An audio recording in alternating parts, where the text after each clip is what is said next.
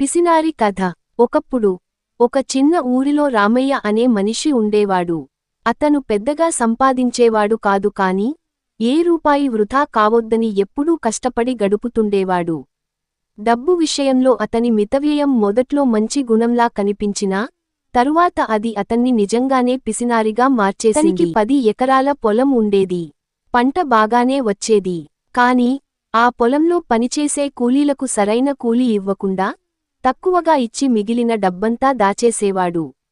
డబ్బు వృధా చేస్తే ఆకలి తోస్తుంది అని తనలో తనకే చెప్పుకొని తనకే అన్నం తినే సమయంలో కూడా అన్నం తక్కువేసుకుని కూర తక్కువ వేసుకొని తినేవాడు.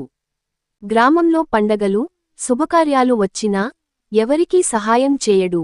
నాకేం అవసరం లేదు, నాకు డబ్బే దైవం అనేది అతని నిత్యమంత్రం. పక్కింటి వాళ్లు రోగాలతో బాధపడితే కూడా మందుల కోసం ఒక్క పైసా ఇవ్వడు. ఒక రోజు రామయ్య ఇంట్లో అకస్మాత్తుగా మంటలు చెలరేగాయి. ఎవరూ ఆ ఇంట్లోనికి వెళ్లి సహాయం చేయలేకపోయారు. అతను మాత్రం తన డబ్బు, నాణేల సంచులను పట్టుకుని బయటకు రావడానికి ప్రయత్నించాడు. కాని ఆ భారంతో కింద పడిపోయాడు. పొరుగువారు గట్టిగా అరుస్తూ అతన్ని బయటకు లాగినా అతను డబ్బు సంచులు వదల్లేదు. చివరికి ఆ మంటల్లోనే డబ్బుతో పాటు రామయ్య కూడా కాలిపోయాడు. ఆ ఘటన చూసిన గ్రామస్తులందరూ ఒక మాట అన్నారు. మనిషి సంపాదన మనిషికి ఉపయోగపడకపోతే దాని అర్థమేంటి? పిసినారి స్వభావం చివరికి ప్రాణాన్నే తీసుకుపోతుంది. ఆ రోజు నుంచి ఆ ఊరిలో ఒక పాఠం వ్యాపించింది.